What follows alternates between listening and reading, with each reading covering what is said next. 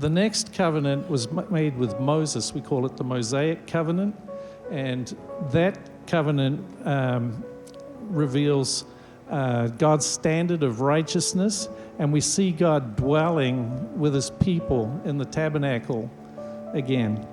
And so, we might be tempted to think of the Mosaic covenant in terms of law because Moses was the lawgiver. But remember that before God gave Moses the covenant at Mount Sinai, he first redeemed them from Egypt. So redemption came before the law. So before the law, there was grace. And God also, through that covenant with Moses, instituted the sacrificial system, which made provision for our ongoing failure. And it foreshadowed Jesus' ultimate sacrifice. The fifth covenant is the Davidic covenant. God made this with David. And we see here that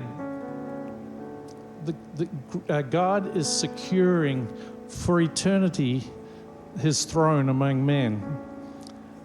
So God promises David an eternal dynasty and a son whose kingdom will never end. So even when David sinned grievously, and we all know the story, David, he broke every one of the 10 Commandments, right? But God still called him a man after his own heart. That's grace.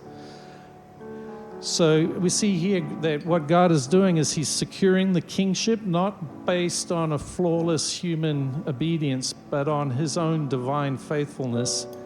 And this covenant points us towards Christ. Christ is the Son who will reign forever.